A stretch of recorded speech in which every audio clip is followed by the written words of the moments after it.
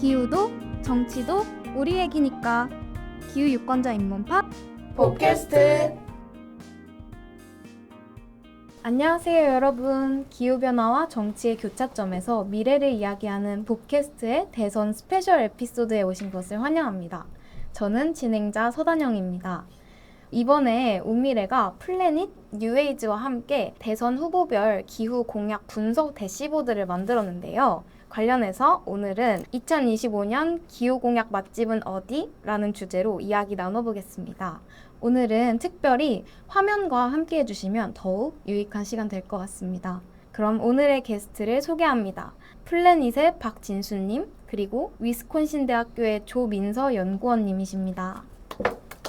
네, 안녕하세요. 저는 플래닛의 박진수라고 하고요. 지금 전환 관련된 데이터 분석을 좀 주로 하고 있고, 그 전에는 환경경장을 공부했고 기후변화에 관심 가진 지는 조금 한 10년 정도 됐고요. 저는 또 책을 썼습니다. 책 제목은 이제 탄소버블, 기후변화가 어떻게 경제 위기를 가져오는가라는 책을 썼고요. 특히 기후변화가 어떻게 경제적인 효과를 혹은 영향을 가져올지에 대해서 관심이 많습니다. 네, 안녕하세요. 저는 지금 미국 위스콘신 대학교 대학원에서 한국의 기후 정치를 주제로 지금 학위 논문을 쓰고 있는 조민서라고 합니다. 예, 저도 기후 위기에 관심이 많은데, 저도 관심이 있는 지점은 기후 위기에 대한 대응이 이루어지는 과정에서 어떤 정치적 갈등들이 발생하고 그 갈등들이 어떻게 조정되어 나가는가, 이런 걸 위주로 보고 있고요. 그리고 최근에는 이제 경제와 사회라는 학술지에 기후 위기에 대응하는 자본의 환경주의라는 이름의 진수님이 아까 말씀해주신 탄소 버블과 비슷하게 이제 산업계와 경제를 하시는 분들도 기후 위기를 경제를 생각함에 있어 고려하지 않을 수 없는 필수적인 요소로 고려하는 시대에 그 대응이 어떻게 진행되는가, 이런 거를 지금 일종의 작업 가설 같은 걸로 가지고 논문을 쓰고 있습니다. 네.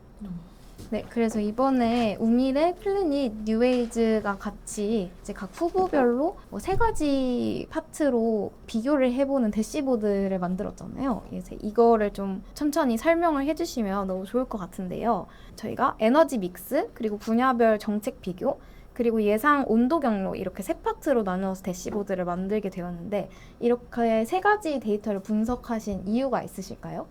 이 프로젝트를 런칭한 이유는 딱 한 가지 질문에 대한 답을 좀 구하기 위해서입니다. 내가 행사하는 이 표가 에너지, 더 나아가서는 기후변화에 어떤 영향을 줄까? 라는 질문에서 시작을 했고요. 이게 사실 되게 어려워요. 이 질문에 대한 답을. 그래서 다양한 과정들을 이제 차곡차곡 쌓아서 거의 상상의 영역까지 가서 한번 도출해 본 겁니다. 그래서 이게 정확하진 않지만 직관적으로 혹은 그 방향에 대해서는 조금 이해하기에 조금 좋을 것 같아요. 그래서 물론 차근차근 설명드리겠지만 쉽게 한마디로 정의 내리면 내가 행사하는 표가 얼마큼의 온실가스를 더 배출할 수 있고 그리고 재생에너지와 원자력은 얼마만큼 늘릴 수 있는지에 대한 직관적인 지표라고 할 수 있겠습니다. 네, 저는 되게 좋았던 게 사실 텍스트 베이스로 그냥 정책 비교를 하는 프로젝트들은 굉장히 많은데 저희의 프로젝트가 갖는 특별한 점은 시각화를 함으로써 되게 직관적으로 우리가 어떤 후보를 뽑았을 때 이렇게 될 거야 라는 시나리오를 보여준다는 게 되게 좋은 것 같아요. 그래서 한 파트씩 좀 차근차근 살펴보면 좋을 것 같은데요. 에너지 믹스부터 설명을 좀 해주실 수 있을까요? 네. 에너지 믹스부터 좀 하나씩 설명드릴 텐데요. 이게 조금 일단 첫 번째는 우리나라가 2038년에 얼마만큼의 전력을 쓸 것 같아요? 감이라도 좀 있으신가요?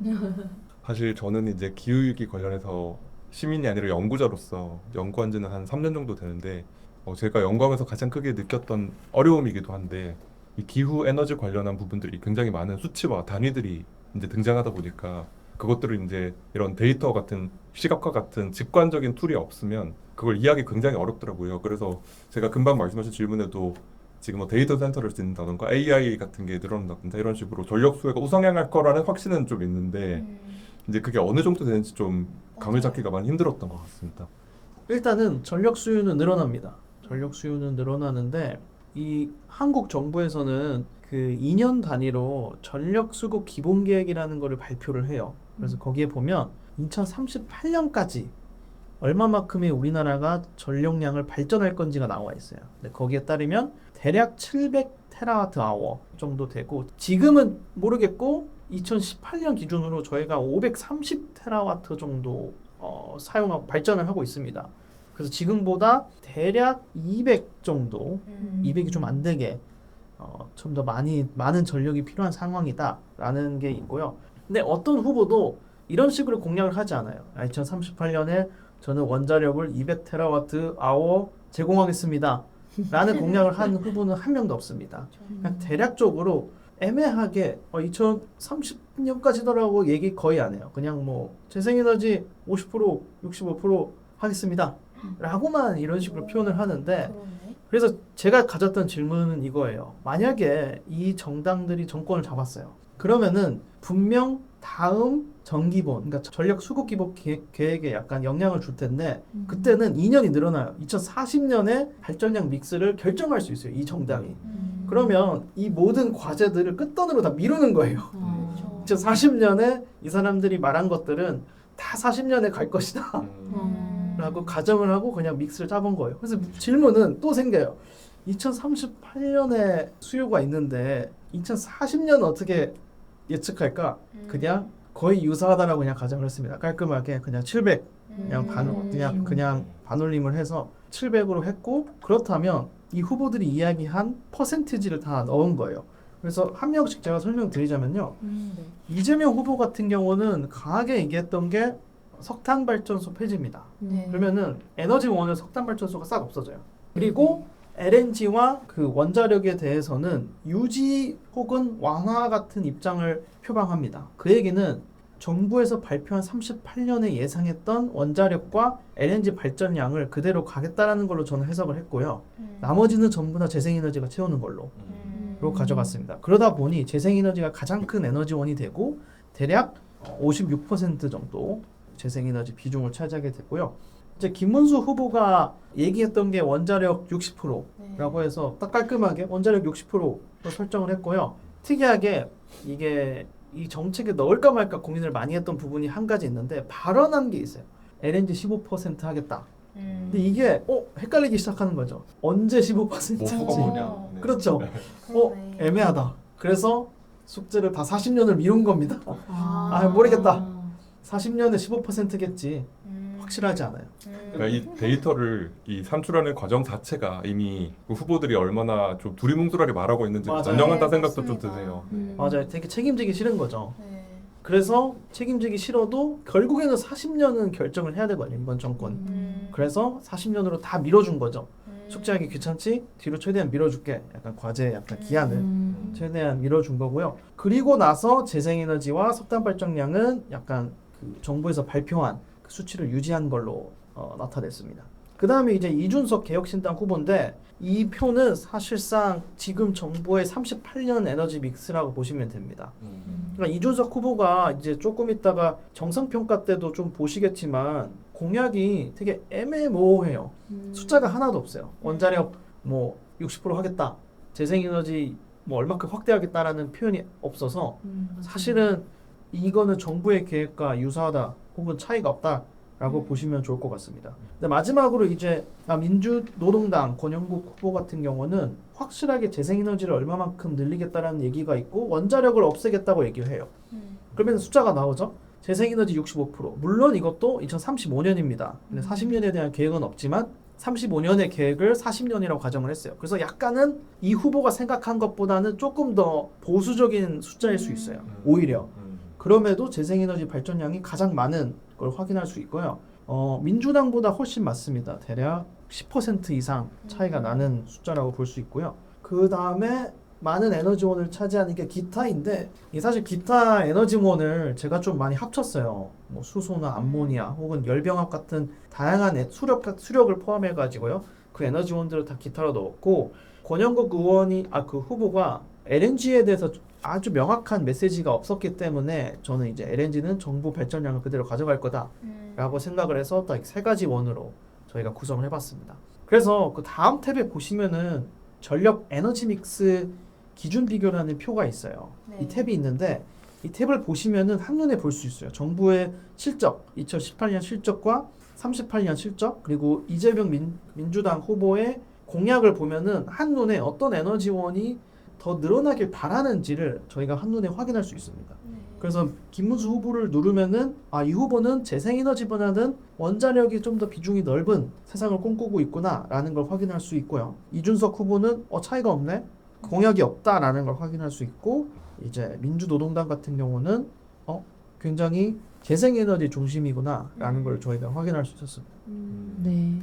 그 내 후보의 그 에너지 믹스를 비교해 주신 걸 보니까 확실히 이준석 후보는 거의 현상 유지에 가깝고 가장 차이가 두드러지는 게 일단 원전에 대한 쟁점으로 보이고, 이제 이재명 후보는 그 탈원전이나 감원전이라는 표현을 이번 선거 유서에서 계속 쓰고 있는데, 그것처럼 추가로 증설하지 않겠지만 있는 것은 쓰겠다, 혹은 안정성이 검증된 것은 이제 가동 연한이 지났다 하더라도 영광처럼 이제 쓰겠다, 이런 말을 한 걸로 알고 있는데, 대선 토론에서 이제 원전에 대한 스탠스가 확실히 가장 두드러지는 차이로 보이고, 이재명 후보와 권영국 후보가 재생에너지 확대에는 또 의견을 같이 하고 있지만, 사실 재생에너지의 비중도 결국 이제 진수님이 산출하신 데이터에 따르면 결국 70% 정도로 비슷비슷한데, 결국 권영국 후보와 같이 기타로 분류된 수소나 암모니아 혼소 같은 쪽에 방점을 찍을 것인지, 아니면은 그 부분을 원자력으로 좀 더 가지고 갈 것인지, 그런 차이가 이제 좀 보이는 것 같습니다. 네, 아주 정확하게 보셨어요. 사실 우리나라 이 정책에 저는 가장 크리티컬하게 보는 점은 사실 원전이긴 합니다. 그 문재인 정부에서 이거 개인적인 평이긴 하지만 아무래도 좀 탄핵 이슈가 좀 불필요하게 조금 많이 과도하게 과열된 그 측면이 없지 않아 있거든요. 그래서 그런 논쟁을 좀 피하기 위해서 이재명 후보도 과감하게 탈핵을 하진 않았을 것 같아요. 그런 차이가 조금 있고요. 그래서 거기에 반해서 예상했듯이 민주노동당은 원자력을 없애는 걸로 예상을 했습니다. 근데 한 가지 조금 아셔야 되는 점은 김문수 후보의 60% 공약은 지금의 원전 발전량을 2.5배 늘리는 거에 가까워요. 그러니까 물론 대부분은 2.5배가 되는 겁니다. 정확히는 1.5배가 늘어나겠죠. 근데 대부분은 이제 아마 SMR로 늘리겠다라고 말씀하신 것 같은데, 반절 정도는 이제 SMR에 대한 기술 상용화 시기에 대한 뭐 질문이라든가 혹은 가능성에 대한 뭐 연구라든가 이런 게 구체적으로 뭔가 밝혀지지 않은 상황에서 일단 60%로 얘기한 거에 대해서 좀 특이하다고 볼 수 있겠고요. 그다음에 이제 다음 택 같은 경우는 이제 온도 경로 분석입니다. 이게 약간의 그 논쟁의 여지가 많이 있을 수도 있을 것 같은데 아주 잘 설명해 보도록 하겠습니다. 한국의 탄소 경로는 어떻게 정할까요? 이게 되게 어려운 질문이에요. 예를 들자면 탄소 예산이 한 6천억 톤이야. 자, 2050년까지 이걸 예산이라고 딱 찍었어요. 질문이 경제력이 좋은 친구들에게 조금 더 많이 할당을 할 것인가? 혹은 인구가 많은 사람들에게 할당을 할 것인가? 혹은 소비를 많이 하는 국가에게 할당을 많이 할 것인가에 대한 다양한 질문들이 있어요. 근데 그 질문에 대한 답을 누구도 할 수 없어요. 되게 규범적인. 맞아요. 그래서 2도씨 경로와 1.5도씨, 3도씨 경로가 사실은 거의 무한대로 그려져요.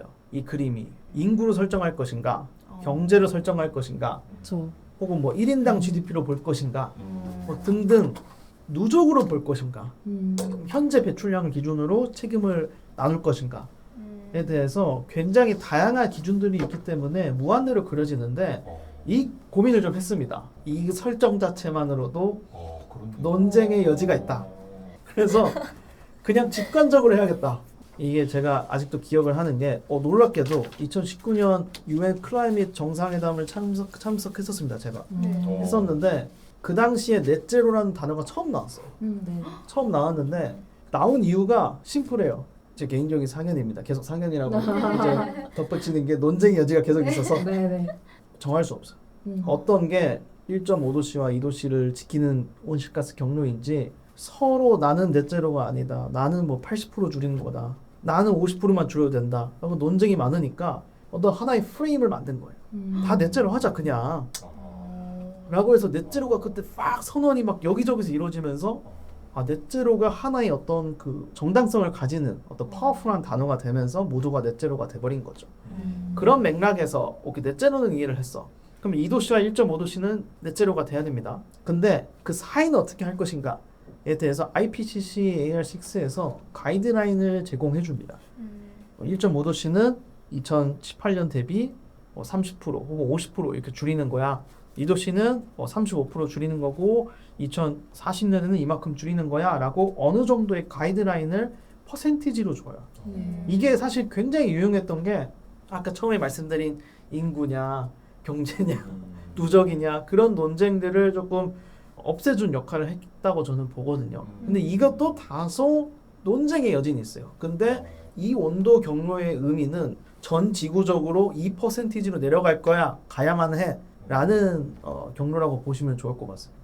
네. 저는 이 사실을 짚어주시기 너무너무 중요해 보이는 게 사실 말씀하신 대로 남반구 국가들이 뭐 기후 부채라는 방식으로 누적 배출량 기준으로 이제 가자 이런 주장도 있고 말씀하신 대로 현재 인구 기준, 소비 수준 기준 굉장히 이 탄소 예산을 전 지구적 수준에서 어떻게 분배할 거냐가 사실 굉장히 첨예한 기후 외교 현장의 쟁점이었는데 그 쟁점이 이제 어쨌든 뭐랄까 전 지구적인 인류 공통의 목표를 추구하기 위해서 넷제로라는 개념으로 이어질 수밖에 없었고 그게 이제 그 NDC라고 우리가 흔히 부르는 것도 Nationally Determined Contribution이니까 결국 우리가 이 지구적인 문제지만 국민 국가를 단위로 대응할 수밖에 없다는 이 현실을 그대로 반영해주고 있는 것 같아요. 그게 발생시키는 난점도 분명히 있고 하지만 또 그 위에서 정책이 이루어져야 된다는 어떤 조건 같은 걸 잘 짚어주실 것 같습니다. 그리고 그 온도 경로를 설정했을 때 되게 의미 있는 그래프들이 조금 보입니다. 이제 제가 설명 탭의 맨 끝에 자세하게 설명을 했지만 조금 여기서 다시 설명을 드릴게요. 일단 NDC 목표를 언급한 정당은 NDC를 찍어주고 넷제로를 이어줬습니다. 그렇지 않은 정당은 2040년에 아까 있었던 에너지 믹스 있죠. 그것만 감축하는 걸로 인정을 하고 쭉 그대로 이었습니다. 그래서 사실은 문제점이 있어요. 여기서 보여지는 민주당이나 민주노동당의 경로가 조금 더 가파르게 나오지만 사실은 이것보다는 위에 있어야 돼요. 왜냐? 그들이 사실 배출량이 에너지에서만 나오는 건 아니거든요. 산업에서도 나오고 운송도 나오고 근데 그런 거에 대한 구체적인 숫자가 없어요. 그냥 어떻게 보면 목표를 반영한 거에 가깝고 목표가 없는 정당들은 그냥 쭉 그어주기 애매하니 그냥 그들이 발표한 에너지 믹스를 최대한 반영을 해준 거죠. 그렇게 놓고 봤을 때 권영국 의원은 놀랍게도 1.5도씨와 굉장히 유사한 경로를 보여주고요. 민주당 같은 경우도 2도씨와 조금 아래 있는 경로를 확인할 수 있고 이 이야기는 다시 말해서 이 정당들은 1.5도와 2도씨를 어느 정도 생각을 하고 있다라는 겁니다. 그냥 애매하게 수준에서 NDC 숫자를 발표한 게 아니라 그 어느 정도 이 경로를 참고해서 NDC와 넷제로 이야기를 했을 가능성이 높고요. 두 번째는 국민의힘과 개혁신당, 국민의힘이 이제 원자력 발전량이 늘어나기 때문에 조금 더 아래에 있긴 하지만 이 두 정당 모두 2도씨를 좀 지나가는 그래서 조금 더 정책이 세부적인 정책이 필요한 요소라고 볼 수 있겠습니다. 그리고 이제 다음 탭에서 사실 이제 정책 세부적인 얘기를 하기 전에 어떤 이야기를 하고 싶냐면요. 사실 이런 정책들이 나왔었어야 됐어요. 뭐 예를 들자면은 농축사 같은 경우는 메탄 사료가 굉장히 중요합니다. 저메탄 사료를 이제 도입을 50% 하겠다, 혹은 100% 강제화하겠다라는 얘기가 있었어야 됐는데 그런 공약들은 사실 이제 농민분들에게 부정적이기 때문에 언급이 안 된 거죠. 내연기관차도 사실은 450만 대가 NDC 목표예요. 그런데 그런 것도 얘기가 하나도 없어요. 우리나라의 내연기관차가 대략 2천만 대 정도 돌아다니는데 사실은 이게 탄소 중립을 가기 위해서는 2천만 대를 다 바꿔야 돼요. 그 전기차로. 근데 그런 이야기 심지어 하는 데가 하나도 없어요. 450만 대, 제가 사실 소송 부분을 넣을까 고민을 했던 점이 있었던 게 지난 총선에는 민주당이 300만 대 정도 이야기를 합니다. 그것도 NDC 목표보다 훨씬 더 낮은 목표이고 그리고 어떤 후보도 그 이상의 후보 그 숫자를 제시하지 못해요. 그러니까 산업 부분도 좀 문제점이 많은데요. 산업도 금전적인 이야기를 합니다. 아리백 산업단지를 만들겠다. 공정전압펀드를 만들겠다. 8조 원의 공정전압펀드를 만들겠다. 물론 그런 펀드들이 중요하기도 한데 근데 정확하게 얼마만큼의 배출량을 줄이겠다는 말이 있었어야 돼요. 근데 그런 공약들이 없었다는 게 굉장히 아쉽고 여기에 대해서는 어느 정도 문제의식을 공감하긴 해요. 왜냐하면은 에너지 같은 경우는 우리나라 같은 경우는 대부분 공공의 영역이기 때문에 정부가 할 수 있어요. 근데 산업 같은 경우는 민간의 영역이기 때문에 지나친 정부 개입처럼 보여질 수 있어요. 그래서 산업 같은 경우는 아무래도 구체적인 숫자를 내기 어렵지 않았을까라는 질문이 있었고요.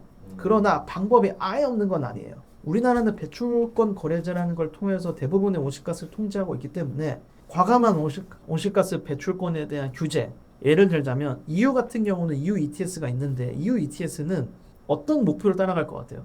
거기도 배출량을 이렇게 나눠주는데 매년 줄어들거든요. 근데 그 줄어드는 양이 어떤 기준으로 줄어들 것 같아요? 다시 질문을 해봅시다. KETS는 매년 배출권을 할당하잖아요. 그 기준이 뭘 것 같아요? NDC 따라갑니다. 그 계획이 정확하게 NDC를 따라가거든요. 그래서 거기에 대해서 할당을 하고, 근데 EU ETS는 그 NDC를 따라가지 않아요. 더 과감합니다. 더 과감한 선형적인 감축률을 산업에게 요구하기 때문에 그런 것들을 이야기할 수 있었지만 하지 않았다. 혹은 유상 할당을 과감하게 더 많이 늘리겠다. 그래서 그런 이야기를 했더라면 산업 부분을 충분히 조절할 수 있었을 텐데 그런 이야기가 하나도 없어서 조절하지 못했다는 점이 가장 아쉽습니다. 저도 이 지점을 조금 짚고 넘어가면 좋을 것 같은 부분이 확실히 EU랑 비교했을 때 이제 뭐 EU 같은 경우는 이제 집행위원장이 취임하자마자 기후 관련한 이슈를 가장 최우선으로 하겠다고 하기도 했었고 몇 년 전에. 근데 그런 정치적인 지형과 비교했을 때 한국에서는 아마 최근 주말에 있었던 대선 토론 다들 보셨을 것 같은데 그때도 제가 두드러지게 느꼈던 것은 이게 기후위기 대응 어떻게 할 것인가가 주제였지만 이 모든 토론의 대전제가 이 산업계의 이익을 어떤 식으로 해치지 않으면서 기후위기 대응을 할 것이냐라는 굉장히 강력한 전제가 작동하고 있었다고 좀 느꼈거든요. 아까 준수님 말씀하신 대로 이제 에너지 관련한 것은 국가가 이제 어떻게 좀 적극적인 액션을 취할 수 있지만 산업계의 이해관계가 걸리는 사안에서 굉장히 조심스러워할 수밖에 없는 후보들이 맞아요. 그러니까 만약 표를 잃을까봐 그러니까 기후 이슈라는 것 자체가 독자적인 의제로 토론되기보다는 이 산업 내지는 시장의 논리와 굉장히 긴밀하게 제약된 상황에서만 얘기될 수 있었다는 것도 네. 좀 짚고 넘어가면 좋을 것 같습니다. 네. 맞아요. 근데 요즘 경제 상황이 좀 안 좋아서 사실 그런 부분 좀 이해가 되긴 합니다. 안 그래도 살기 어려운데 여기에 더 규제를 가한다고? 이거는 먹사니즘과 부합되지 않는 것도 있기 때문에 그리고 요즘에는 탈탄소 산업 지원 정책에 대한 논의가 좀 더 활발해요. 규제보다는. 그래서 그런 논의를 조금 더 많이 할 수 있었을 텐데 라는 좀 아쉬움이 있어. 어쨌든 뭐 숫자가 없는 건 아니지만. 하고 이제 다음 탭을 보시면은 정책 대선 탭이라는 게 있습니다. 근데 그 탭을 보시기 전에 그 다음 탭을 좀 더 눌러보면은 정책 지난 총선 탭이 있어요. 두 가지 탭을 한 이유가 이번 대선이 좀 짧았어요. 짧았기 때문에 아무래도 정책을 많이 내지 못했을 거다라고 생각을 해서 지난 총선이랑 조금 비교하시면서 보시라고 이런 식으로 정리를 했고요. 이 표의 또 가장 큰 특징을 얘기하지 않을 수가 없는데 개혁신당이 뭐 기둥 세우기를 하고 있네요. 저도 이제 찾아봤어요 열심히. 근데 뭐 AI, SMR이 답니다. 그리고 제가 찾아볼 수 있는 공약이. 그래서 참 이번에만 좀 바빴나? 저번 총선을 찾아봤는데 굉장히 이거 내가 생각한 거랑 좀 다르네 라는 게 있었고요. 이제 조금 디테일하게 좀 보자면은 혹시 이 표를 딱 봤을 때 어떤 점이 또 보였던 것 같아요? 혹시 세 분은? 저는 정당별로 좀 특징이 보여지는 것 같거든요. 이 표를 봤을 때 오히려 또 한눈에 저는 일단 두드러졌던 것은 두 개의 기둥 세우기가 보였는데요. 첫 번째는 금방 준수님 짚어주신 대로 개혁신당의 기후 관련 공약에 아주 심대한 부재가 먼저 들어왔고, 두 번째는 생각보다 민주노동당이 일단 이번 그 2025년 대선 기준으로 봤을 때 정책 강화 쪽에 찍힌 노란색 동그라미가 굉장히 많잖아요. 그래서 이 정책 강화 관련해서 이제 민주노동당의 좀 존재감이 두드러진다 생각을 했고요. 이번 대선 전국의 기간이 굉장히 짧았기 때문에 그래서 이제 2024년까지 이제 고려해 주셨다고 좀 아주 전 좋은 고려로 생각합니다. 연속성을 파악하기 위해서. 근데 그럼에도 불구하고 똑같은 사정이었지만 민주노동당이 이 얘기를 생각보다 많이 하고 있구나 이 생각이 먼저 들었고, 한 가지만 더 말씀드리자면은 그 2025년 대선 때 원자력 관련해서 정책 강화에 지금 국민의힘이랑 민주노동당이 찍혀 있는, 사실 입장은 반대인 거잖아요. 그 국민의힘 맞아요. 쪽은 원자력을 더 진흥하고 SMR 같은 투자를 늘리겠다는 것이고, 민주노동당 같은 경우는 선상 유지가 아니라 이걸 줄이는 방식으로 가겠다. 그러니까 쉽게 말해 요새 뭐 부자 몸조심이라 하던데, 그러니까 좀 선두를 달리고 있는 더불어민주당은 아까 말씀하신 대로 문재인 정부 때 이슈가 됐었던 원전에 대한 입장이 강력하게 피력하지 않는 것이고, 다른 두 정당은 아류 입장을 명확하게 내세우고 있구나 이런 생각을 좀 했습니다. 네, 아주 좋은 포인트고요. 확실히 민주노동당 근데 저번 총선에는 이제 녹색정의당으로 조금 합치긴 했어요. 안에서 보실 때는 맥락이 다르게 느껴지실 수도 있을 것 같아요. 근데 이제 진보 세력을 대표하는 정당이, 연합정당이 이런 스탠스를 가지고 있다는 것도 꽤 흥미로웠고요. 근데 조금 재밌는 점은 지난 총선보다 나아진 게 있는 것 같아요. 저는 녹색 정의당이 이제 실제로 보시면 지난 총선에 보시면은 오히려 더불어민주당이 조금 더 세부적인 정책이 좀 더 많아요. 근데 거기에 비해서 이번 대선 같은 경우는 민주노동당이 확실히 기후변화 아젠다를 많이 가져오려고 준비를 했다라는 게 조금 보입니다. 이제 이번 대선을 보면 재밌게도 탄소세 얘기를 아무도 안 합니다. 민주노동당 빼고. 그래서 이거 저번 총선 때 얘기 안 했나? 그래서 보면은 합니다. 더불어민주당이. 하지만 이번에는 아직까지는 얘기가 나오지 않고 있다는 점이 있고요. 금융 관련해서도 저번 총선에는 다 얘기를 했어요. 금융 관련된 공약들, 기후 대응 기금을 뭐 얼마만큼 마련하겠다라고 했었는데 이번에는 조금 시간이 없어서 그런 건지 모르겠지만 정책이 좀 세부적인 정책이 좀 안 나온 경향이 있고 확실히 저번 대선보다는 대부분의 정당들이 구체적인 정책을 내지 못하는 걸 저희가 확인할 수 있습니다. 이제 국민의힘 같은 경우 보면 한 가지 재밌는 게 기후 환경부를 얘기했어요. 거기에 반해서 더불어민주당은 기후 지금은 없지만 저번 총선 때는 기후 에너지부를 얘기했거든요. 그래서 이 두 개의 차이점이 앞으로 거버넌스 측면에서 좀 차이가 발생을 할 거다라고 이해하시면 좋고 기후 에너지부와 환경부의 차이는 혹시 뭘까요? 제가 기사를 안 본 상황에서 추측만 말씀드리자면은 기후 환경부는 환경부를 그대로 유지한 채로 기후를 강조하는 형식으로 가는 느낌이 좀 들고요. 기후 에너지부는 환경부와는 별도로 이제 기후를 일종의 에너지 산업 정책의 측면에서 강조하겠다는 생각이 좀 인상이 좀 다가오는 것 같은 게 유럽에서도 사실 독일도 그렇고 뭐 영국도 그렇고 굉장히 많은 그 북반구 국가들이 기후를 별도의 부서 명칭으로 명기하고 있는 부서들을 만들거나 운영하고 있는 경우가 굉장히 많은데 거기서 이제 기후를 일종의 기후 위기에 대응하는 산업 전략, 에너지 전략의 측면과 동시에 일종의 우리가 그 IPCC에서 우리가 저금 어젠다라고 부르는 것들 그런 것까지 이제 기후라는 이름으로 같이 대응하겠다는 한마디로 독자적인 그런 것들을 얼마나 가지고 갈 거냐, 방점을 찍는 정도를 어떻게 할 거냐의 문제인 것 같은데 그런 차이가 좀 보이는 것 같아요. 아주 좋은 지적이었고요. 정확하게 이해하신 바가 맞습니다. 근데 물론 아직 실현이 안 됐기 때문에 어떤 형태로 정부가 개편될지 모르겠지만 그런 점은 되게 재밌어요. 어떤 정부든 부처 간의 서열이 다 존재하거든요. 어떤 나라는 그 농축산 장관이 뭐 서열 2위고 막 그래요. 그러면은 그걸 보면 이 나라가 어떤 거를 가장 중요하게 생각하는지를 한눈에 볼 수 있어서 너무 좋은 지표거든요. 그리고 그 정당이 어떤 아젠다를 더 중요하게 생각하는지를 볼 수 있는데 우리나라 같은 경우는 재밌는 게 있습니다. 기후에너지부는 산업통상부의 권한을 가져올 가능성이 높아요. 환경부가. 그럼 많이 높아지네요. 많이 높아져요. 근데 이 어떻게 형태가 될지는 몰라요. 산업통상부가 환경부의 일부 기능을 흡수할 수도 있는 거고 근데 어찌됐든 강력한 하나의 부서가 생겨나는 거다라는 느낌이고 국민의힘에서 얘기하는 기후환경부는 아까 말씀하신 것처럼 환경부의 명칭을 바꾸는 거에 지나지 않을 수가 있어요. 우리나라 기후변화 이슈가 항상 문제가 됐던 게 에너지 이슈와 온실가스 이슈가 좀 별개처럼 처리되는 게 있어요. 그거를 이제 더불어민주당은 좀 통합해서 해결하려고 하는 게 있는 것 같고 거버넌스에서 보이죠. 국민의힘은 아니다. 아직은 산업통상부가 에너지는 관리해야 된다라는 스탠스를 저희가 확인할 수 있고 민주노동당은 뭐라고 주장했을 것 같아요. 기후경제부입니다. 조금 더 과감하게 기후가 경제다 라고 하는 식으로 이걸 보면은 이 정당이 어떤 스탠스를 취하고 있는지를 볼 수 있어요. 조금 뜯어보면. 이것도 하나의 제 개인적으로 굉장히 재밌는 포인트였죠.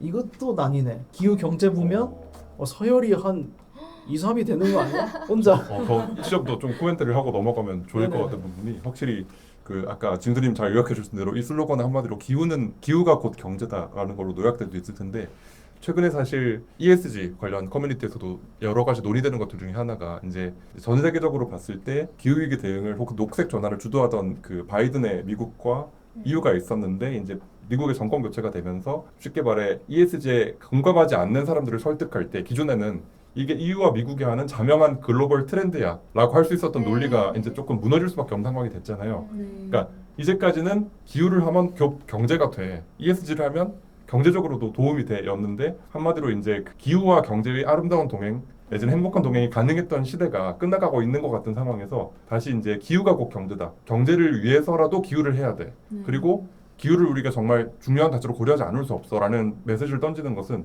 굉장히 좀 과감한 좀 행보로 보이기 때문에 확실히 그러니까 에너지와 산업 부분에 있어서 정부가 얼마나 과감한 공약을 낼 수 있는지의 차이에서도 우리가 짚었던 부분이 결국 이건 거잖아요. 산업 내지는 경제 논리와 기후라는 의제가 있을 때 무엇과 무엇을 더 중요하게 볼 것이냐.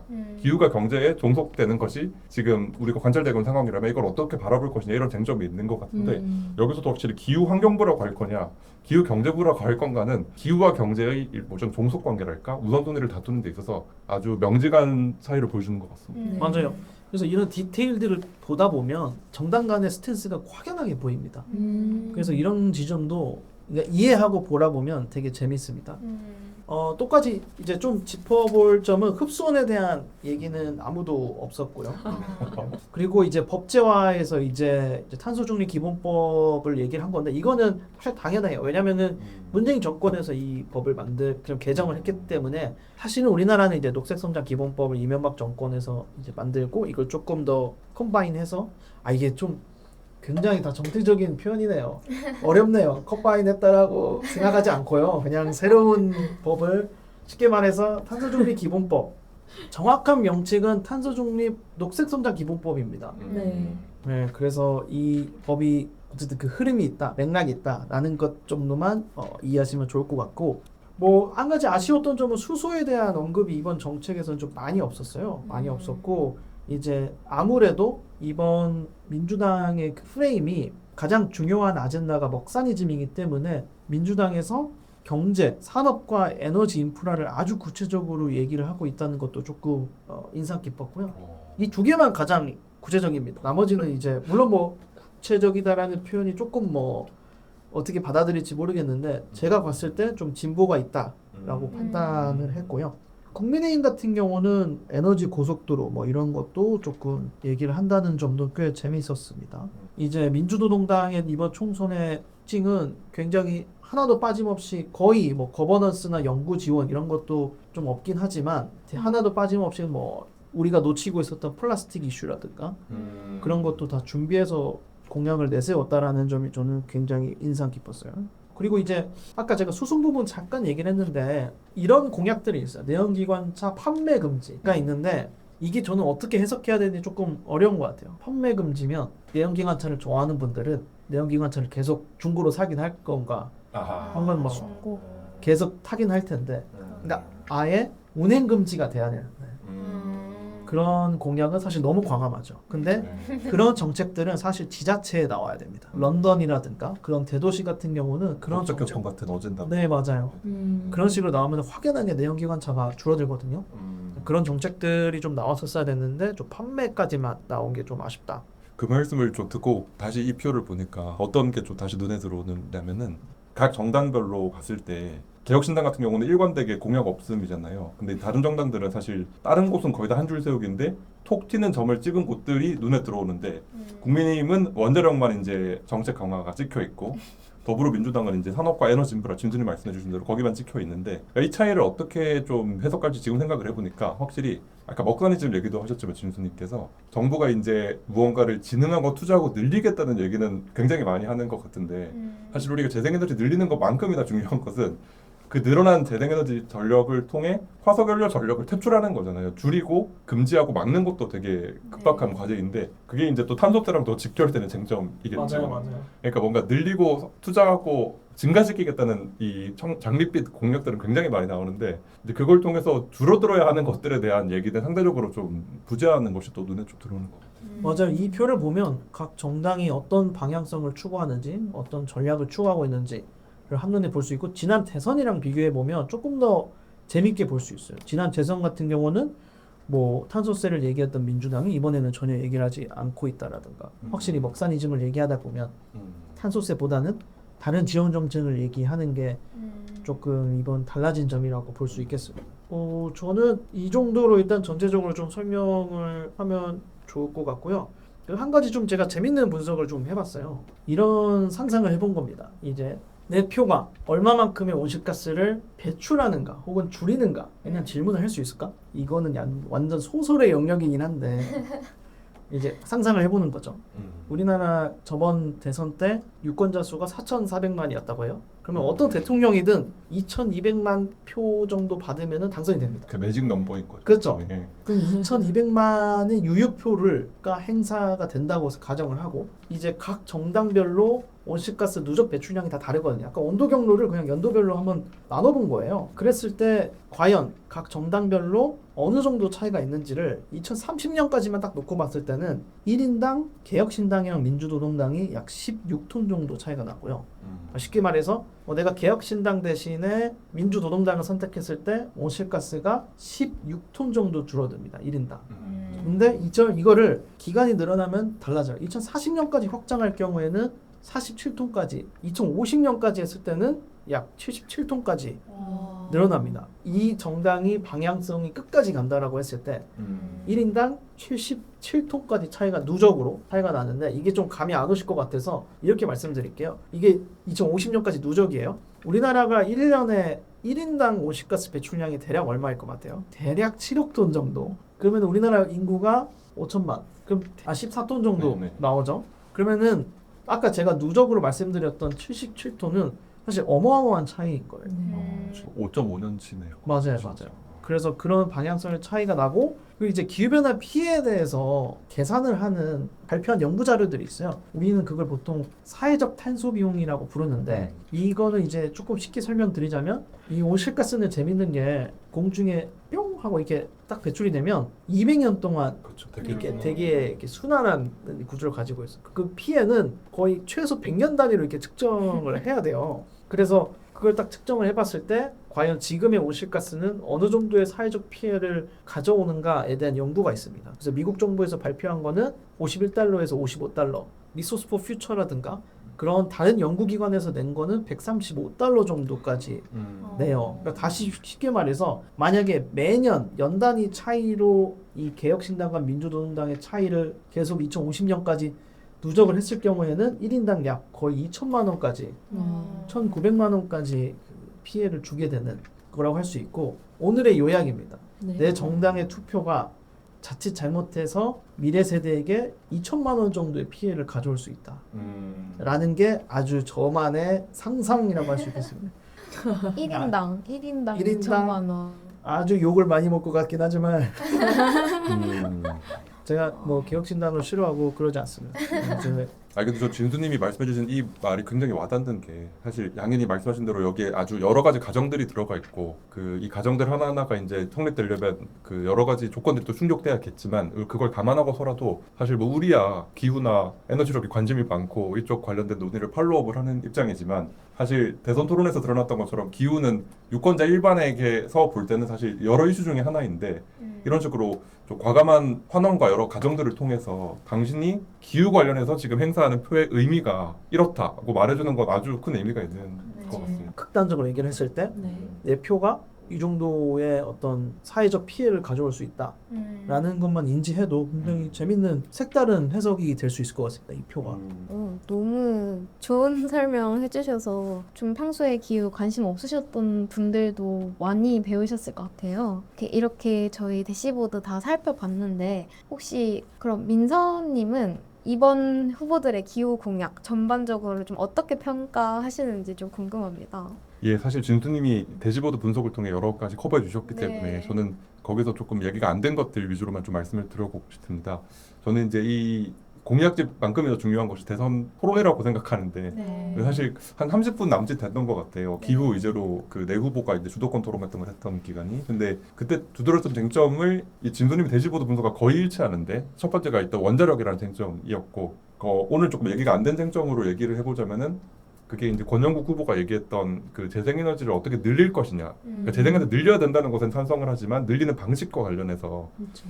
이걸 좀 공공 주도로 갈 것이냐 아니면은 시장에 좀 더 재량에 많이 맡길 것이냐. 그게 이제 최근에 공공 재생에너지라는 이름으로 일각에서 얘기되고 있는 캠페인의 이름이기도 한데 전 이 쟁점이 결국 뭐랑 연관된 것 같냐면 오늘 우리가 쭉 얘기하면서 일관되게 좀 확인됐던 바가 그러니까 후보들이 기후에 대응해야 된다는 것은 다들 공감을 하는 것 같은데 그것에 감히 거스를 수 있는 쉽게 말해 트럼프 같은 기후 부정론자들은 적어도 한국 정치는 없는 거죠. 다만 그 과정에서 이제 재생에너지를 늘리자 아니면 신산업에 투자를 하자 에너지 고속도로를 깔자처럼 파지티브한 제안들은 굉장히 많은데 무언가를 과감히 줄여서 사실 우리가 이 재생에너지 늘리는 것도 화석연료를 대체하기 위해서지 재생에너지 자체를 그냥 화석연료에 덧붙이기 위해서가 아닌데 이 탄소의 사회적 비용도 마찬가지고 쉽게 말해 시장과 산업의 이해관계를 잠정적으로라도 위협하거나 뭔가 이 감축이라는 것 자체가 가져올 수 있는 부정적인 인상을 다들 피하기 위해 굉장히 노력을 하는 분위기에서 경제와 기후 중에 우선순위랄까? 그러니까 경제를 위한 기후인가 혹은 기후를 위한 경제인가? 기후가 단순히 우리가 경제 성장을 지속하기 위한 하나의 신성장 동력 중에 하나인가? 아니면 정말 기후 대응을 하기 위해 우리가 경제를 총체적으로 재조직해야 되는 건가? 이런 좀 크리티컬한 질문을 우리가 받아 안았을 때 어떤 태도를 취하는지가 굉장히 좀 중요해진 순간이라고 생각이 드는데요. 그때 이제 권영국 후보가 저는 그 말을 해서 좀 신선하게 다가왔던 것 같아요. 이게 공공재생에너지라는 거를 해야 되는 이유가 단순히 민간에게 이익을 국가가 얼마나 어떻게 배분하고 이런 문제를 떠나가지고 에너지 전환 속도도 사실 굉장히 중요한 쟁점인데 원자력이 비판받는 이유 중에 하나가 사실 뭐 리스크 문제도 있지만 사실 공사 기한 자체가 지금 우리가 오늘 얘기했던 게 2038년, 2040, 2050 이런 시나리오인데 지금 2025년이잖아요 이미. 맞아요.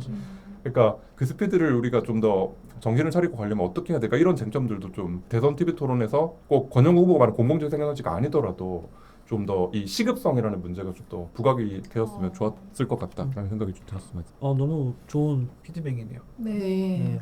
그 진수님이 오늘 아주 잘 시뮬레이션 해주신 탄소 감축 경로들을 봤을 때 지금 후보들이 공약을 내는 것만큼이나 중요한 걸 지키는 거잖아요, 사실은. 그러니까 계속 아까 진수님도 말씀해 주시지만 전기본에서 미룰 것이다. 우리가 줄이는 것은 누군가의 희생 내지는 손해를 감수하는 것이고 그 손해를 감수하는 것을 조정해 나가면서까지 에너지 전환을 해야 되는 것인데 어쨌든 그걸 어쨌든 5년마다 돌아오는 혹은 4년마다 돌아오는 선거 때문에 표심 때문에 사람들이 미룰 수 있는 걸 최대한 미루려고 하는 이 정치인들의 생리가 있는 상황에서 이 시급성이라는 쟁점이 어떻게 선거라는 이 과정을 통해 얼마나 잘 얘기될 수 있는 것인가, 얘기될 수 없는 것인가, 그럼 다른 생각을 해봐야 되나 이런 생각을 좀 하게 됐던 토론이기도 했던 것 같아요. 너무 잘 정리해 주셔가지고. 네, 정말 원론적인 질문으로 기후가 지금 청년 세대에게 왜 중요한지, 왜 우리가 기후 위기와 기후 위기 대응에 관심을 가져야 할지 두 분의 생각이 궁금합니다. 청년 유권자들에게 한마디. 진수님이 그 소셜 코스트 오브 칼본, 탄소의 사회적 가격, 탄소의 사회적 비용이라는 쟁점으로 우리의 표가 행사되었을 때 갖게 될 의미를 아주 개량적으로 잘 설명해 주셨는데 전 다른 방식으로 얘기를 한번 그럼 해보고 싶어요. 그 이번에 대선 TV 토론에서 좀 재밌었던 장면 중에 하나가 권영국 후보와 이준석 후보한테 기후 없는 이준석인가? 네. 뭐 그런 제안 같은 걸 하셨잖아요. 근데 그때 이제 이준석 후보가 뭐라고 얘기를 했었냐면 제가 이제 청년 세대를 대표하고 미래 세대를 대표한다고 하지만 미래 세대의 의견이 뭐 기후에 대해서 하나라고 단정하지 말아라 이런 식으로 반응을 하셨던 것 같은데 그것은 어떤 생각이 들었냐면은 제가 이준석 후보의 여러 행적 중에 좀 평가를 받고 보는 것 중에 하나가 뭐냐면 태상병 사건이라고 아주 폭우가 내려가지고 그 이제 그 이재민들을 이제 구호하러 갔던 해병이 그과 수색 과정에서 이제 목숨을 잃은 사건이고 네. 그 목숨을 잃은 과정에서 어떤 일이 있었는지를 군 검찰에서 수사하기 위해서 여러 이제 논쟁들이 오갔던 과정을 태상병 사건으로 부르는데 그 사건이 이준석 후보가 굉장히 많이 노력하려고 시도했던 사건이에요. 근데 그 사건이 사실 기후와 무관한 것 같지만 사실 그 사건이야말로 저는 이 기후 위기가 얼마나 우리 모두의 삶에 영향을 주는 변수인가를 드러냈던 사건이라고 생각하거든요. 당연히 우리가 딱 볼 때 이 기후 위기라고 부르는 것이 워낙 총체적이고 우리가 배출한 온실가스의 물질성이라는 물질적 특징이 아주 장기간 지속되는 것이기 때문에 우리가 지금 화석 연료를 이제 연소한 것과 태상병 사건이 일어나게 했던 그 극단적 기상 사건과는 인과를 직접적으로 우리가 단정하기는 힘들죠. 하지만 기후 위기라는 것은 이 모든 재해의 가능성과 빈도를 이렇게 총체적으로 높이는 일종의 바탕 도화지 같은 거잖아요. 일종의 근본적인 조건 같은 거니까 그런 측면에서 봤을 때 이 기후 위기라는 사건에서 조금 더 빨리 피해를 보는 자들과 조금 더 피해를 늦게 보는 자들, 이미 지금도 지구상에는 해수면 상승 때문에 나라를 잃는 사람들이 존재하고 있고 그 차이만 있을 뿐이지 그러니까 미래 세대는 말을 지금 우리가 존재하는 2030 청년 세대로만 국한지을 것이 아니라 2030 세대가 뭐 아이를 낳을 수도 있고 안 낳을 수도 있겠지만 그이들 이후에도 이 땅에 계속 도래할 생명들이 있는 것인데 그렇게 우리가 미래 세대를 제정해 한다면 사실 미래 세대를 생각하는 정치라면 정말 기후위기를 가장 실존적이고 가장 중요한 의제로 놓아야 된다고 저는 생각을 하게 되거든요. 그래서 이걸 우리가 지금 유권자들이 민주주의 사회에서 선거란 형식으로 성인이 됐을 때 뭐 지금은 고3부터 투표가 가능한 걸로 알고 있는데 네. 국민국가의 한 유권자로서 시민권자로서 더 던지는 그런 의미의 결정도 있겠지만 지금 우리 이후에도 이 땅에 계속 살아갈 사람들이 만약에 있다면은 그 사람들을 위해서 사실 내리는 결정이기도 한 거잖아요. 저는 미래 세대라는 말의 의미가 그렇게까지 확대돼야 된다고 좀 생각을 하게 되는 것 같고 그렇게 됐을 때 그 기후위기 관련된 의제는 이번 대선에서 논의했던 것보다 훨씬 더 많이 얘기될 필요가 있는 거고 그러기 위해서는 사실 오늘 이런 마련해 주신 기획처럼 전 진수님의 이 데이터 대시보드가 너무너무 좋은 지점이 기후에 관심이 없는 사람들에게 각각의 정당들이 이제 여러 가지 복잡한 전문 용어도 많이 내고 특히 이제 기후파는 특히나 영어로 된 알파벳들이 굉장히 많잖아요. 아리백, ESG, NDC 이런 것들.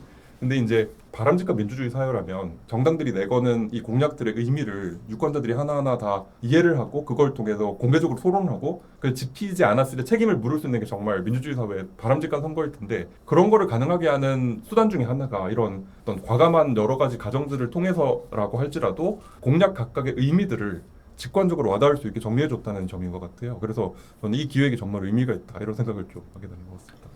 너무 좋게 평가해 주셔가지고 너무 감사합니다. 네, 저도 한마디 하자면 제가 되게 좋아하는 기사였던 게 하나 있는데 이코노미스트에 이런 표현을 썼어요. 당신이 환경을 위해서 할 수 있는 가장 좋은 일은 칵테일에 있는 플라스틱 빨대를 빼는 게 아니라 투표를 잘하는 거다. 라는 기사를 이렇게 실었거든요. 그래서 얼마나 사실은 기후변화에서 가장 중요한 아젠다는 사실 좀 정치라고 봐요.